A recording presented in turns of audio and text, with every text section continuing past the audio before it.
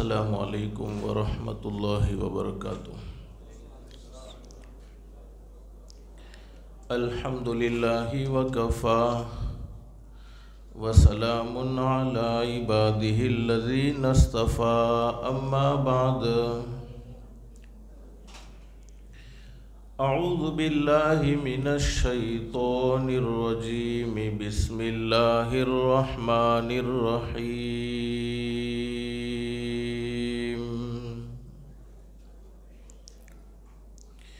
یا ایہا الذین آمنوا اتقوا اللہ وکونوا مع الصادقین، صدق اللہ العظیم۔ رب اشرح لی صدری ویسر لی امری واحلل عقدۃ من لسانی یفقہوا قولی۔ سبحانک لا علم لنا الا ما علمتنا انک انت العلیم الحکیم۔ درود شریف پڑھ لیں۔ اللہم صلی علی محمد وعلی آل محمد کما صلیت علی ابراہیم وعلی آل ابراہیم انک حمید مجید۔ اللہم بارک علی محمد وعلی آل محمد کما بارکت علی ابراہیم وعلی آل ابراہیم انک حمید مجید۔ گرامی قدر علماء کرام، بزرگان محترم اور میرے پیارے دوستو، اللہ کا ہم سب پر بہت بڑا احسان اور بہت بڑا کرم ہے کہ اللہ پاک نے ہم سب کو تھوڑی دیر کے لیے اپنے گھر میں یعنی مسجد میں جمع فرمایا۔ دعا کرو اللہ ہم سب کے جمع ہونے کو قبول فرمائے۔ حدیث شریف میں حضرت اقدس نبی کریم صلی اللہ علیہ وسلم کا سچا ارشاد علی ہے، مسجد میں آنے والا اللہ کا مہمان ہوتا ہے اور اللہ رب العالمین خود اس کے میزبان ہوتے ہیں۔ اللہ سے دل سے دعا کر لو، اللہ تو نے اپنے فضل و کرم سے دنیا میں ہمیں اپنا مہمان بنایا ہے، اللہ کے لیے کوئی مشکل نہیں، اللہ ہم سب کو جنت الفردوس میں بھی اپنا مہمان بنائے۔ سورت شہر میں 365 دنوں میں 360 دن بیان ہوتے ہیں، تو پھر کون بیان سنے؟ بیانات بڑھتے چلے جا رہے ہیں اور عمل ٹھپ پڑتا چلا جاتا ہے۔ عمل میں سب کو رہے، یعنی 365 دن بیان سنتے ہیں، 365 دن بیان ہوتے ہیں، اور پھر اس کے بعد زندگیوں میں عمل دیکھیں تو ویسے ہی ہماری زندگی ہوتی ہے۔ زندگی میں کوئی بدلاؤ نہیں آتا، زندگی میں کوئی چینجنگ نہیں۔ اصل زندگی بنتی ہے عمل سے بنتی ہے۔ سننا سنانا بہت سی مرتبہ ہوا، اب تو زندگیوں میں عمل کی ضرورت ہے۔ اس لیے اس وقت مجھے بیان نہیں کرنا، کچھ مختصر باتیں آپ کے سامنے رکھنی ہیں، بہت مختصر سے وقت میں انشاءاللہ، لیکن دل میں نیت اور ارادہ کر لو کہ اللہ ہم سب کو صحیح صحیح سمجھنے کی اور اس پر عمل کرنے کی توفیق نصیب فرمائے۔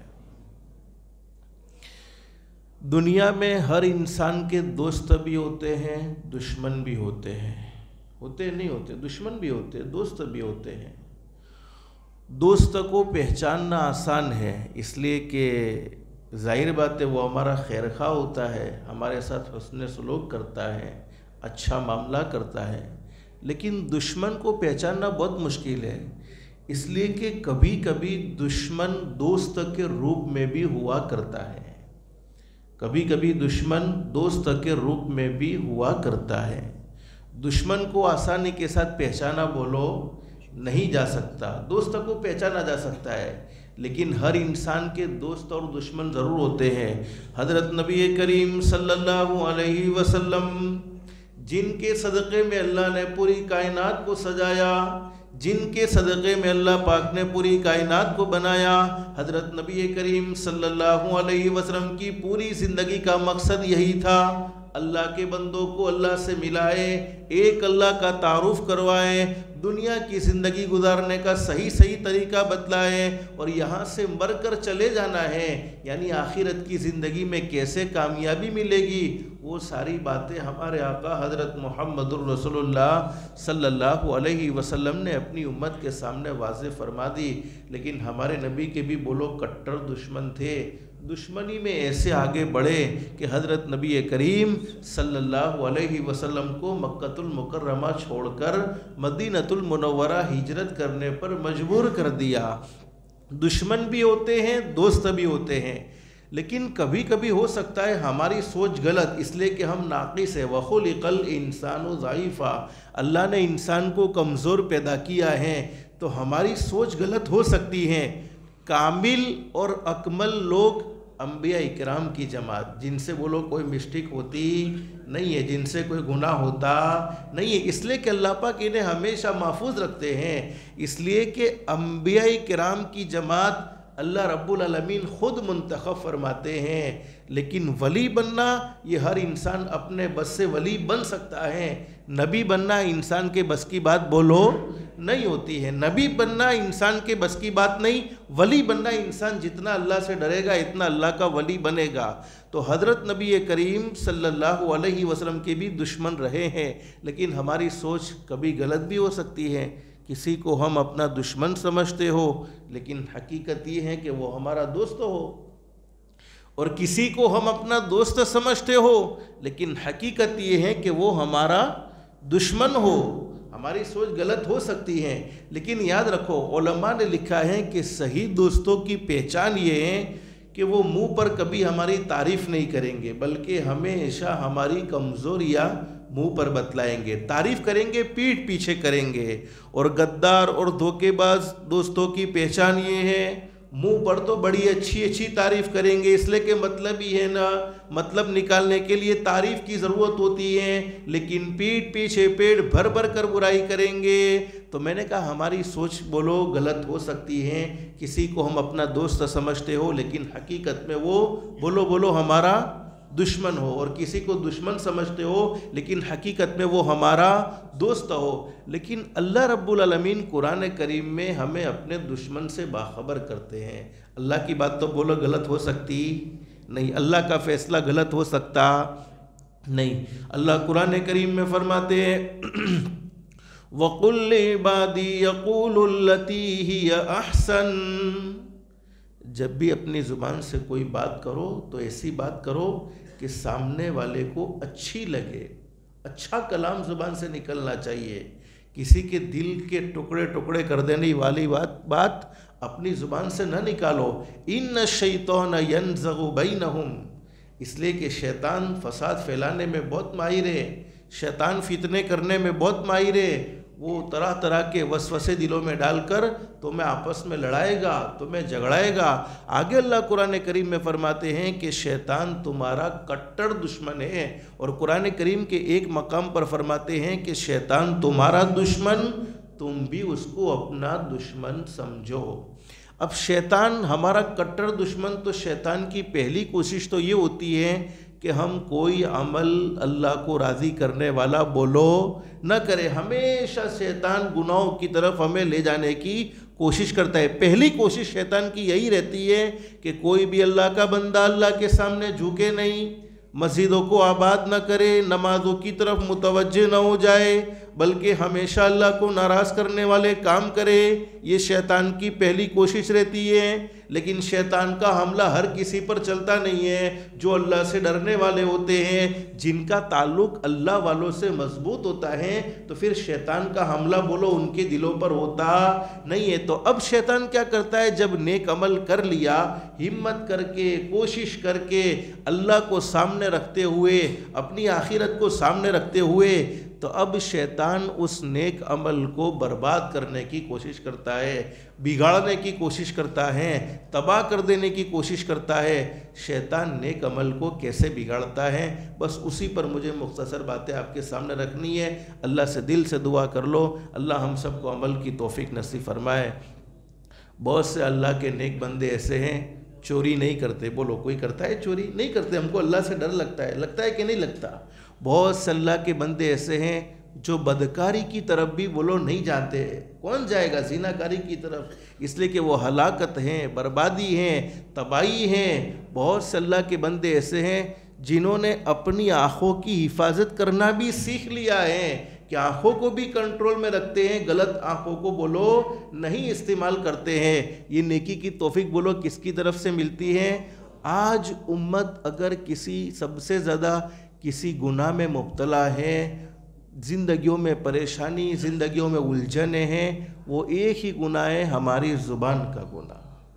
زبان کا کنٹرول میں رکھنا بہت مشکل ہو چکا ہے، بہت مشکل ہو چکا ہے، بہت مشکل۔ باقی ہر چیز کنٹرول میں رہتی ہے، آنکھیں بھی کنٹرول میں ہو سکتی ہیں، کان بھی کنٹرول کیے جا سکتے ہیں، لیکن زبان کنٹرول میں بولو رہتی نہیں ہے، بلکہ زبان ہمیشہ ہماری چلتی ہی رہتی ہے۔ اور یہ زندگیوں میں جتنی پریشانیاں ہیں، زندگیوں میں جتنے دکھ ہیں، وہ زبان کی وجہ سے ہیں۔ ابھی میں نے تہجد کی نماز پڑھی، تہجد کی نماز پڑھنے کے بعد میں نے کسی کے بارے میں بکواس کر دی، بولو علماء سے پوچھو ہماری نیکی باقی رہی؟ نہیں رہی، اس لیے کہ وہ ساری نیکی جس کی میں نے برائی کی ہے اس کو میں نے دے دی، اور اس کے گناہ میں نے اپنے سر پر لے لیے، حالانکہ ہم بہت کمزور ہیں۔ وَخُلِقَ الْإِنسَانُ ضَعِيفًا، ہم سے ایسے بھی کوئی نیکی نہیں ہوتی ہے، بڑی زبردستی سے ہم اپنے دل کو منع کر نیکی کرتے ہیں، نفس پر کنٹرول کر کے نیکی کرتے ہیں، لیکن اس کے باوجود ہماری نیکی بولو سلامت رہتی نہیں ہے، بلکہ ہم نیکی کر کے بھی نیکی کو ضائع کر دیتے ہیں۔ حدیث شریف میں لکھا ہے، ایک صحابی جن کا نام ہے حضرت ابو امامہ الباہلی رضی اللہ تعالیٰ عنہ، فرماتے ہیں نبی کریم صلی اللہ علیہ وسلم نے ارشاد فرمایا، بہت سے لوگوں کو قیامت میں نامہ اعمال سیدھے ہاتھ میں ملے گا۔ اللہ سے دل سے دعا کر لو اللہ ہم سب کو بھی نصیب فرمائے۔ جیسے آپ نے کل قرآن کریم میں سنا ہوگا، اللہ 29ویں پارے میں فرماتے ہیں، فَأَمَّا مَنْ أُوتِيَ كِتَابَهُ بِيَمِينِهِ فَيَقُولُ هَاؤُمُ اقْرَءُوا كِتَابِيَهْ إِنِّي ظَنَنْتُ أَنِّي مُلَاقٍ حِسَابِيَهْ فَهُوَ فِي عِيشَةٍ رَاضِيَةٍ فِي جَنَّةٍ عَالِيَةٍ قُطُوفُهَا دَانِيَةٌ كُلُوا وَاشْرَبُوا هَنِيئًا بِمَا أَسْلَفْتُمْ فِي الْأَيَّامِ الْخَالِيَةِ۔ اسٹوڈنٹ جب ایگزام میں پاس ہوتے ہیں، اچھے نمبر پر کامیاب ہوتے ہیں، تو اسٹوڈنٹ بولو اپنا ریزلٹ لوگوں کو بتاتے کہ نہیں بتاتے کہ دیکھو اللہ نے مجھے پاس کر دیا، اللہ نے مجھے کامیاب کر دیا۔ تو کل قیامت میں اللہ پاک ہمیں پاس کر دے گا۔ پاس ہونے کی نشانی کیا ہوگی؟ نامہ عمل بولو کون سے ہاتھ میں ملے گا؟ سیدھے ہاتھ میں ملے گا۔ تو کل قیامت میں وہ لوگوں کو بتاتا پھرے گا، دیکھو اللہ نے مجھے پاس کر دیا، اللہ نے مجھے کامیاب کر دیا۔ اللہ پاک فرمائیں گے میرے بندے جنت کی نعمتیں تیرا انتظار کر رہی ہے، اس لیے کہ دنیا میں تو نے اپنی زبان پر کنٹرول کیا ہے، اپنے نفس پر کنٹرول کیا ہے۔ حضرت علی رضی اللہ عنہ فرماتے ہیں جنت کا راستہ مشکل راستہ نہیں ہے، صرف 2 قدم کا راستہ، ایک قدم اپنے نفس پر رکھو، دوسرا قدم انشاءاللہ سیدھا جنت میں جائے گا۔ لیکن قرآن کریم میں اللہ رب العالمین فرماتے ہیں وَأَمَّا مَنْ أُوتِيَ كِتَابَهُ بِشِمَالِهِ فَيَقُولُ يَا لَيْتَنِي لَمْ أُوتَ كِتَابِيَهْ وَلَمْ أَدْرِ مَا حِسَابِيَهْ يَا لَيْتَهَا كَانَتِ الْقَاضِيَةَ مَا أَغْنَى عَنِّي مَالِيَهْ هَلَكَ عَنِّي سُلْطَانِيَهْ۔ بہت سے لوگ قیامت کے میدان میں ایسے بھی ہوں گے جنہوں نے اپنی زندگی گناہوں میں گزاری، اللہ کو ناراض کرنے میں گزاری، ہمیشہ حرام کھانے میں، حرام کمانے میں، حرام دیکھنے میں، حرام سننے میں، حرام بولنے میں اور حرام کاموں میں ہمیشہ لگے رہے، کبھی نیکی کی توفیق نہ ملی، کبھی اللہ کو راضی کرنے کی توفیق نہ ملی، ان کو ان کا نامہ اعمال الٹے ہاتھ میں ملے گا۔ جب الٹے ہاتھ میں نامہ اعمال ملا تو نشانی یہ ہے کہ جنت کا بولو کوئی فیصلہ نہیں، سوائے جہنم کے اور کوئی راستہ نہیں ہوگا۔ اب وہ کل قیامت میں پچھتائے گا، وَلَمْ أَدْرِ مَا حِسَابِيَهْ، کاش مجھے میرا نامہ عمل نہ ملا ہوتا تو اچھا ہوتا، میرا حساب نہ ہوتا تو اچھا ہوتا، کاش مجھے پھر موت آ جاتی تو اچھا ہوتا۔ دنیا میں تو میں بڑا مالدار تھا لیکن مالداری کام نہ آئی، دنیا میں میری بڑی بادشاہت تھی لیکن بادشاہت میری ماتحتی میں کئی ملازم کام کرتے تھے، لیکن آج وہ سٹیٹھپنا، آج وہ عہدہ میرے کام نہیں آیا۔ لیکن قرآن کریم کے 30ویں پارے میں اللہ پاک فرماتے ہیں، آج ہی اس آیت کریمہ کو پڑھا گیا، وَأَمَّا مَنْ أُوتِيَ كِتَابَهُ وَرَاءَ ظَهْرِهِ فَسَوْفَ يَدْعُو ثُبُورًا وَيَصْلَىٰ سَعِيرًا۔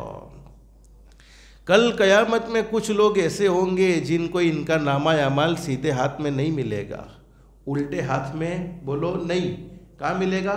پیٹھ کے پیچھے نامہ اعمال ملے گا۔ سیدھے ہاتھ میں مل جانا یہ سمجھ میں آ گیا، الٹے ہاتھ میں مل جانا سمجھ میں آ گیا، پیٹھ کے پیچھے نامہ عمل کیسے ملے گا؟ صحابہ کرام نے حضرت نبی کریم صلی اللہ علیہ وسلم کی زبان مبارک سے جب یہ بات سنی تو ایک صحابی جن کا نام ہے حضرت عبداللہ، بولو کیا نام؟ حضرت عبداللہ پورا نام حضرت عبداللہ ابن عمر رضی اللہ عنہ فرماتے ہیں، اللہ کے نبی یہ تو بتلاؤ پیٹھ کے پیچھے نامہ عمل کیسے ملے گا؟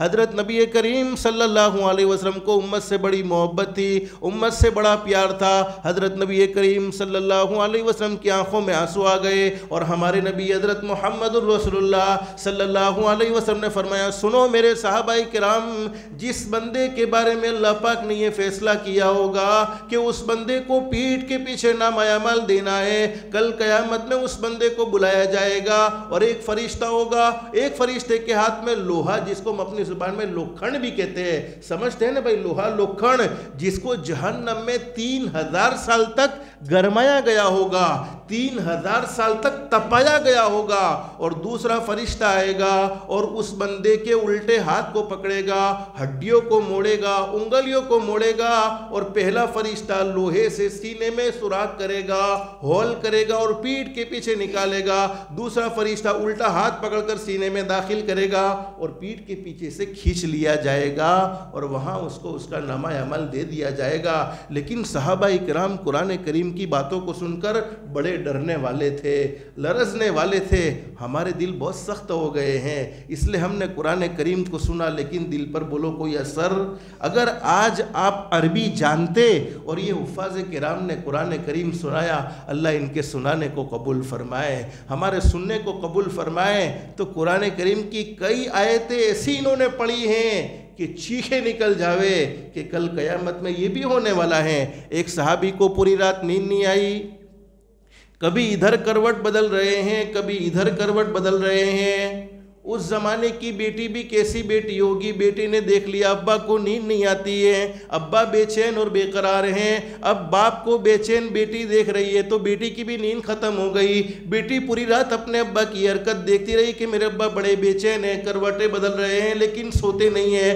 صبح میں بیٹی نے پوچھا کہ ابا کون سے دکھ نے آپ کو پریشان کر دیا، کون سی تکلیف نے آپ کو پریشان کر دیا، کون سے غم میں آپ مبتلا ہو گئے ہیں؟ تو صحابی نے کہا کہ کل حضرت نبی کریم صلی اللہ علیہ وسلم کی زبان مبارک سے قرآن کریم کی ایک آیت کریمہ کو سن کر آیا ہوں، ثم لم يتوبوا فلهم عذاب جہنم، آج ہی آیت کریمہ پڑھی گئی، ثم لم يتوبوا فلهم عذاب جہنم ولهم عذاب الحریق۔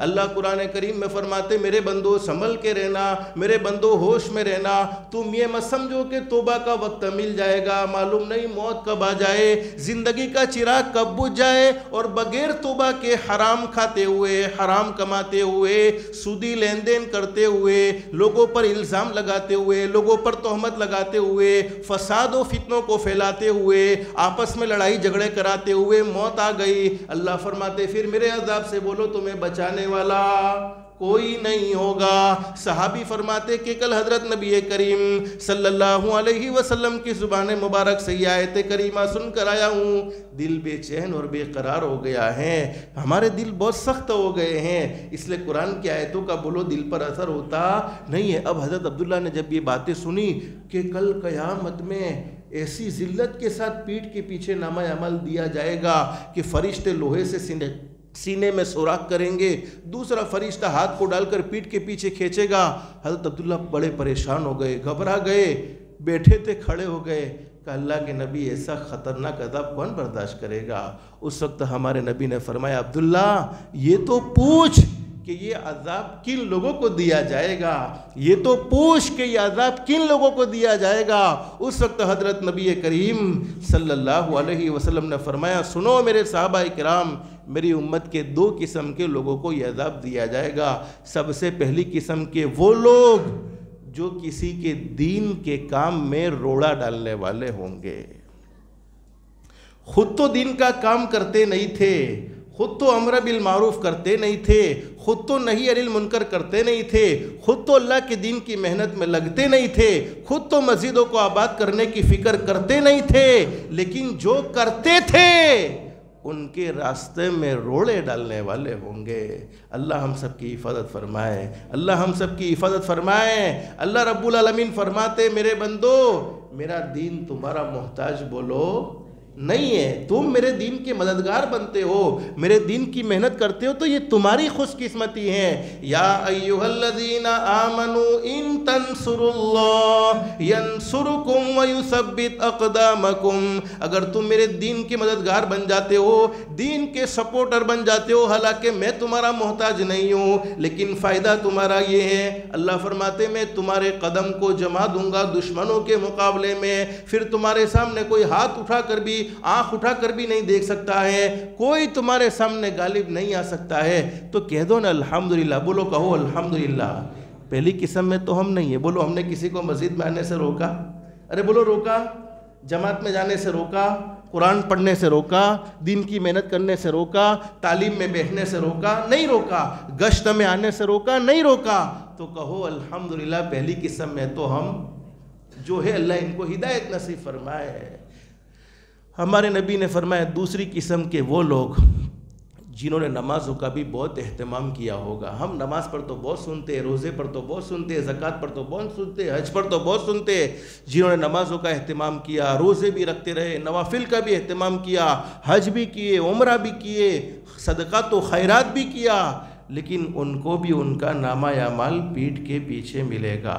اب تعجب ہے، نماز پڑھنے والا، روزہ رکھنے والا، حج کرنے والا، عمرہ کرنے والا، زکوٰۃ دینے والا، ہمارے نبی نے فرمایا ہاں ضرب ھذا وشتم ھذا، جس نے دنیا میں کسی کو بغیر وجہ کے مارا ہوگا، کسی پر ظلم کیا ہوگا، کسی کی پیٹھ پیچھے برائی کی ہوگی۔ اور آج تو یہ ہماری مجلسوں کی زینت بن گئی، ہم جب بھی یہ مبارک راتوں میں بھی مجلسیں لگتی ہیں، آپس کی باتیں تو ہوتی ہی نہیں، ہماری مجلس اس وقت تک سکسیسفل نہیں ہوتی ہے جب تک کہ ہماری مجلس میں بیٹھنے والے علاوہ کے آدمی کا تذکرہ مجلس میں بولو شروع نہ ہو جائے۔ میں غلط کہہ رہا ہوں صحیح کہہ رہا ہوں؟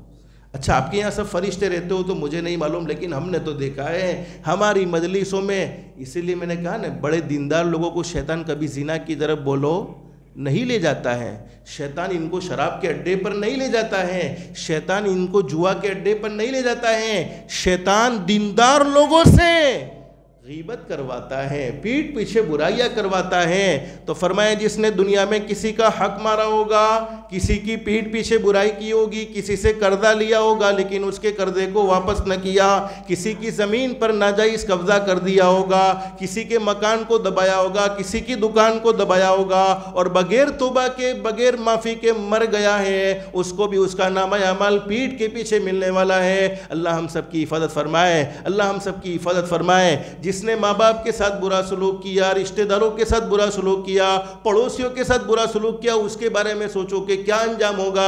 ارے دوسروں کو تکلیف پہنچانے پر پیٹھ کے پیچھے نامہ اعمال ملنے والا ہے، تو تو جنہوں نے اپنے سگے باپ کا دل دکھایا ہے، سگی ماں کا دل دکھایا ہے، اپنے رشتہ داروں سے کئی سالوں سے بولنا بند کر دیا ہے، تو کبھی سوچا ہے کہ مر کر اللہ کے سامنے کھڑا ہونا ہے؟ کیا اللہ کو جواب دیں گے؟ میں اصل کہنا یہ چاہتا تھا، حضرت ابو امامہ الباہلی رضی اللہ عنہ فرماتے ہیں کل قیامت میں حضرت نبی کریم صلی اللہ علیہ وسلم کا ارشاد ہے، حضرت اقدس نبی کریم صلی اللہ علیہ وسلم نے فرمایا قیامت میں بہت سے لوگ ایسے ہوں گے جن کو نامہ اعمال سیدھے ہاتھ میں ملے گا۔ جب سیدھے ہاتھ میں نامہ اعمال ملے گا تو وہ اپنے نامہ اعمال میں بہت ساری نیکیاں ایسی دیکھیں گے جن کو انہوں نے دنیا میں بولو نہیں کی تھی۔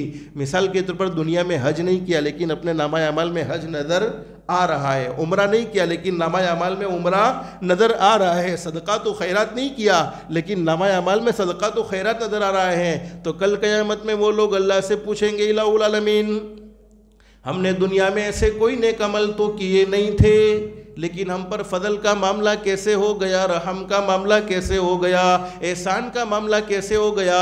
تو اللہ رب العالمین فرمائیں گے سنو میرے بندو، دنیا میں بہت سے لوگ ایسے تھے جو تمہاری برائیاں کرتے تھے، پیٹھ پیچھے باتیں کرتے تھے، تمہیں ذلیل کرنے کی، تمہیں بدنام کرنے کی کوشش کرتے تھے، وہ نیک عمل بھی کرتے تھے اور تمہارے پیچھے پڑے ہوئے تھے، برائیوں میں بھی لگے ہوئے تھے، تو ان کے جتنے نیک اعمال ہیں وہ سارے کے سارے نیک اعمال میں نے تمہیں دے دیے ہیں اور تمہارے گناہ ان کے سر پر ڈال دیے ہیں۔ تو آج سے میرے پیارو توبہ کریں گے انشاءاللہ، کبھی بھی ہم کسی کی پیٹھ پیچھے باتیں نہیں کریں گے۔ آخر ایک حدیث سن لو، آج ہم بولو پریشان ہو چکے ہیں، دل بے چین بے قرار ہیں، جسم طرح طرح کی بیماریوں کا شکار ہو چکا ہے اور ہر کوئی پیسے کے معاملے میں پریشان، جتنے پیسے آتے ہیں اس سے ڈبل چلے جاتے ہیں اور رزق میں برکت نظر نہیں آتی۔ تنبیہ الغافلین علماء جانتے، کتاب تنبیہ الغافلین میں یہ روایت موجود ہے، ایک صحابی فرماتے ہیں جب تم اپنے دل میں سختی محسوس کرو، دل کے سخت ہو جانے کی نشانی کیا ہے؟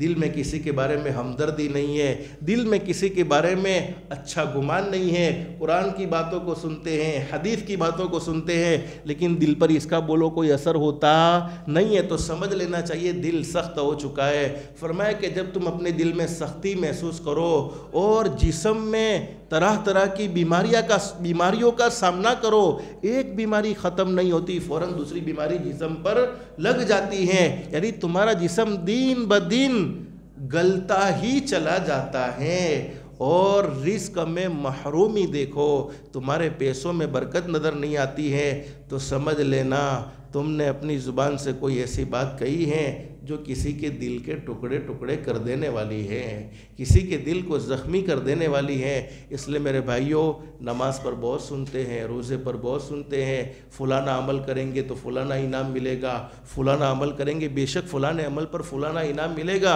لیکن فلانے عمل کو بچانے کی بھی تو ضرورت ہے۔ ہم تو نیک عمل کر کے فوراً کسی کی برائی کر کے، کسی کی غیبت کر کے وہ سارے نیک عمل کو تباہ و برباد کر دیتے ہیں۔ تو آج سے ہم سب کو طے کرنا ہے، اپنی زبان کو کنٹرول میں رکھیں گے، زبان کے گناہ سے اپنی ذات کو بچائیں گے۔ جیسے رمضان المبارک کے مہینے میں ہمیں کیسی پریکٹس تقوی کی کروائی گئی، کتنے اللہ کے بندے ایسے ہیں، افطاری ہو رہی ہیں، ابھی اذان کے بارے میں تھوڑا بھی پتہ نہیں چلتا کہ بھی آواز نہیں آئی، اس وقت تک وہ اپنے منہ کے قریب پانی نہیں لے جاتا ہے، اپنے منہ کے قریب کھجور نہیں لے جاتا ہے کہ کہیں میرا روزہ برباد نہ ہو جائے، میرا روزہ ٹوٹ نہ جائے۔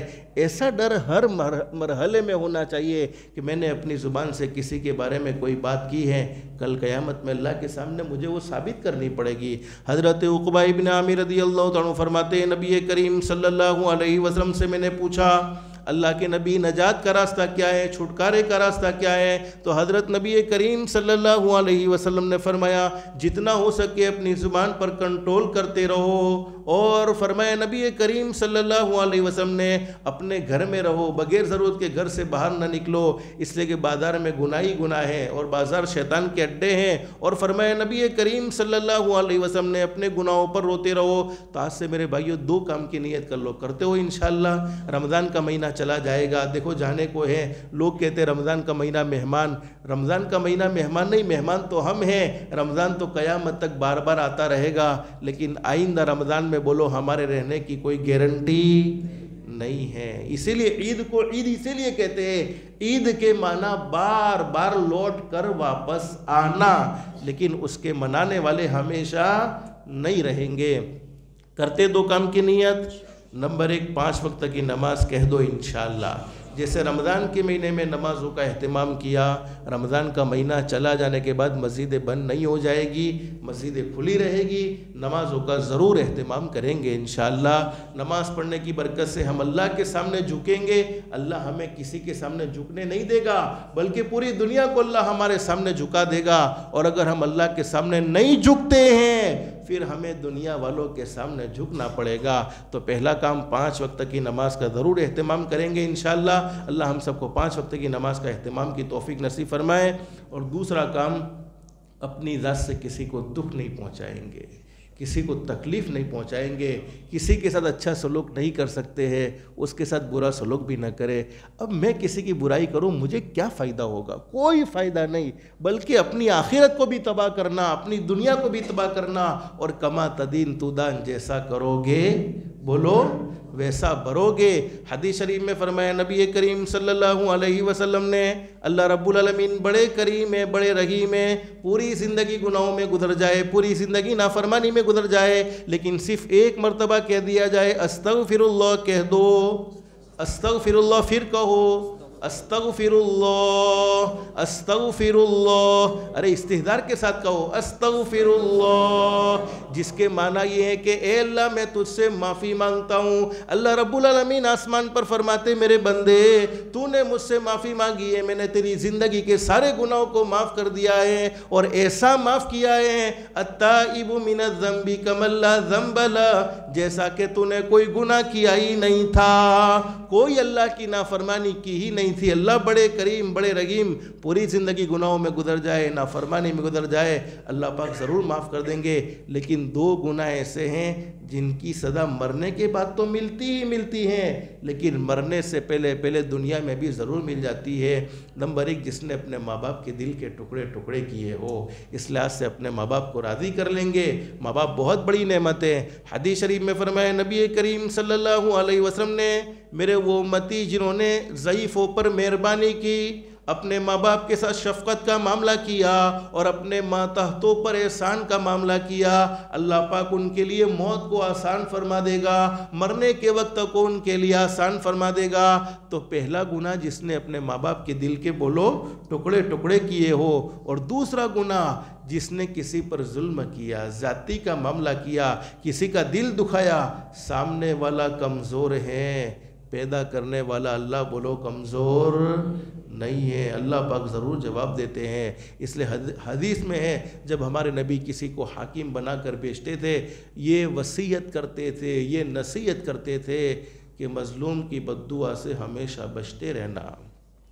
ہمارے برے سلوک کا کسی نے جواب نہیں دیا، اس کے پاس طاقت نہیں، یہ نہیں ہے، اس کے پاس اللہ کی طاقت موجود ہے. اب وہ جواب نہیں دیتا ہے تو سمجھ لو اوپر والے کی طرف سے جواب ملے گا، اور اوپر والے کے جواب کا ہم مقابلہ کر سکتے ہیں؟ نہیں کر سکتے. بس اللہ سے دل سے دعا کر لو، جتنے دن غفلت میں گزر گئے اللہ ہم سب کو معاف فرما دے، اور جتنے چند گنے چنے دن باقی رہ گئے ہیں اللہ پاک ہمیں ان کی قدردانی کی توفیق و سعادت نصیب فرما دے. یہ زبان کا گناہ اللہ ہمیں اس سے بچنے کی توفیق نصیب فرمائے، استعداد نصیب فرمائے. آج سے ہم سب طے کریں گے انشاءاللہ جتنا ہو سکے. دیکھو آپس کی باتوں میں شریعت نے نہیں روکا ہے، باتیں ہو سکتی ہے، آپس کی محبت کی باتیں ہوتی ہے. اللہ صحابہ کرام نہیں کرتے تھے، اللہ کے نبی کی مجلس میں بیٹھتے تھے، ہنسی مذاق بھی ہوتی تھی، آپس کی بات. لیکن ہماری مجلس سے تو غیبت کے علاوہ سجتی ہی نہیں، غیبت کے علاوہ مجلس مزین ہوتی ہی نہیں جب تک کسی کی غیبت نہیں کرتے. میں کہتا ہوں کہ اب تو پہلے تو ایسا ہوتا تھا کھانا ہضم کرنے کے لیے کوئی چورن وغیرہ کھاتے ہوں گے لوگ، اب تو غیبت کرنی پڑتی ہے تب جا کے کھانا ہضم ہوتا ہے، ورنہ کھانا بھی ہضم نہیں ہوتا ہے. یہ معمولی بات نہیں ہے میرے پیارو، بہت بڑا گناہ ہے. اس لحاظ سے توبہ کریں گے انشاءاللہ، ہم توبہ ضرور کریں گے. اللہ پاک ہمیں غیبت سے ضرور بچائے گا. اور حضرت نبی کریم صلی اللہ علیہ وسلم کی ذات گرامی پر ایک درود شریف پڑھنے کا اہتمام کرو. بسم اللہ الرحمن الرحیم وصلی اللہ علی محمد صلی اللہ علیہ وسلم.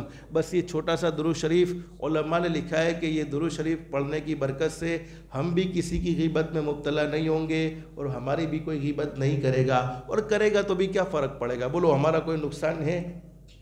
ہم اپنی زبان کو کنٹرول کر لیتے ہیں، لیکن کوئی ہماری غیبت کرے تو ہمارا کوئی نقصان ہے؟ بلکہ ہمیں تو بیٹھے بیٹھے نیکیاں ملتی ہیں، اور عزت اور ذلت کے فیصلے تو بولو اللہ کے ہاتھ میں ہے۔ بعض دفعہ آدمی غیبت دشمنی میں کرتا ہے، اس نے میرے بارے میں ایسی بات کہی تو میں بھی اس کے بارے میں بڑھ چڑھ کر ایسی بات کو، نہیں، پوری دنیا ہمارے بارے میں رونگ بات کر لے، لیکن اللہ نے عزت دینے کا فیصلہ کیا ہے تو اللہ پاک ضرور عزت دے دے گا۔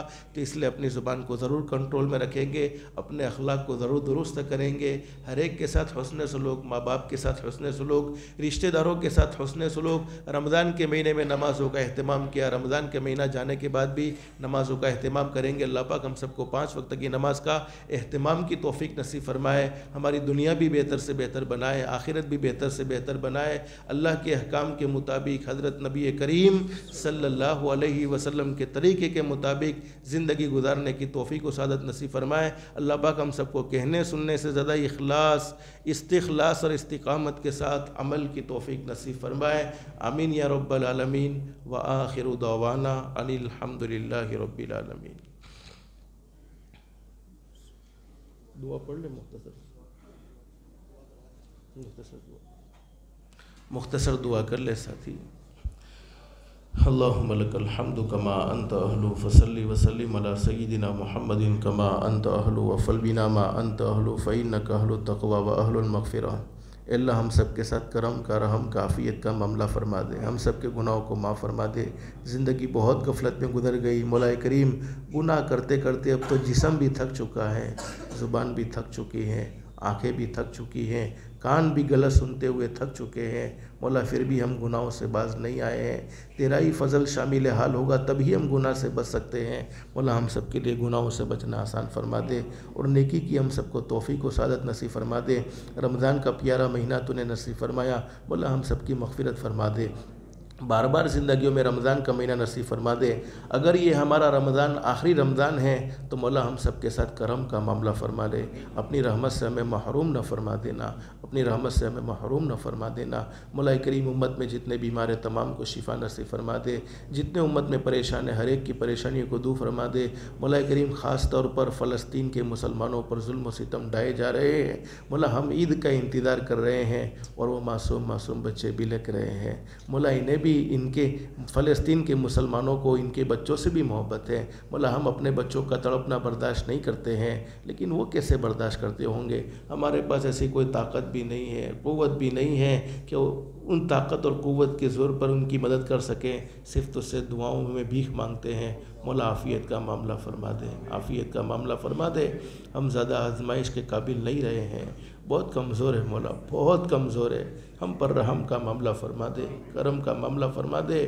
مولا بہت کمزور ہے، اب تو نے نظر کرم نہیں فرمائی تو کس سے کرم کی بھیک مانگیں گے، کس سے رحم کی بھیک مانگیں گے؟ مولا رمضان کا مہینہ بھی جانے کو ہے، اسی طریقے سے ایک نہ ایک دن یہ زندگی بھی ختم ہو جائے گی، مرنے کا مرحلہ بھی آئے گا، قبر کا مرحلہ بھی آئے گا، حشر کا مرحلہ بھی آئے گا، سوال جواب کا مرحلہ بھی آئے گا، پل صراط کا مرحلہ بھی آئے گا۔ مولا کریم آخرت کی تمام منزلوں کو آسان فرما دے، آخرت کی تمام منزلوں کو آسان فرما دے، ایمان کامل، ایمان صادق نصیب فرما دے، موت تک ایمان پر جمے رہنے کی توفیق نصیب فرما دے، نمازوں کا اہتمام کرنے والا بنا دے، نمازوں کی محبت دلوں میں ڈال دے، جہالت والی زندگی سے حفاظت فرما کر تیرے علم کی نور والی زندگی نصیب فرما دے، غفلت والی زندگی سے حفاظت فرما کر آخرت کے دھیان والی، آخرت کے استحضار والی زندگی نصیب فرما دے۔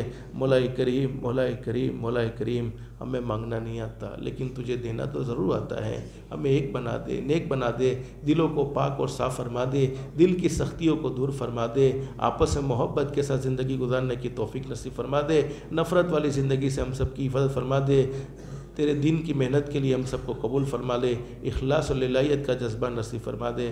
ہمیں مانگنا نہیں آتا لیکن تجھے دینا ضرور آتا ہے، ہم مانگتے مانگتے تھک سکتے ہیں، تو دیتے دیتے نہیں تھک سکتا ہے۔ ہمارے پاس ایسے کوئی الفاظ بھی نہیں کہ ان الفاظ کے ذریعے تجھ سے بھیک مانگے، مولا جو مانگا ہے وہ بھی عطا فرما دے، مانگنے سے رہ گیا بغیر مانگے اپنے فضل و کرم سے ہماری ضرورتوں کو ہم سے بہتر تو ہی جاننے والا ہے، ہمیں اپنے فضل و کرم سے بغیر مانگے نصیب فرما دے۔ ہمارے نبی حضرت محمد الرسول اللہ صلی اللہ علیہ وسلم نے جتنی خیر کی لائن کی دعائیں مانگی ہے اس میں ہمارا پوری امت کا حصہ نصیب فرما دے۔ جن جن شرور سے پناہ مانگی ہے ان سے ہماری پوری امت کی مکمل حفاظت فرما دے۔ مختصر سی دعاؤں کو حضرت اقدس نبی کریم صلی اللہ علیہ وسلم کے صدقے طفیل تو اپنے دربار میں شائن شان قبول فرما لے۔ ربنا تقبل منا انك انت السميع العليم وتب علينا يا مولانا انك انت التواب الرحيم صلى الله تعالى على خير خلقه محمد وعلى اله وصحبه اجمعين سبحان ربك رب العزة عما يصفون وسلام على المرسلين والحمد لله رب العالمين برحمتك يا ارحم الراحمين۔